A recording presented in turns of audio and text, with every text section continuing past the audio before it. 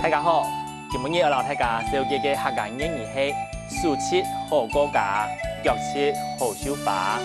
暑七好過家，腳七好收花。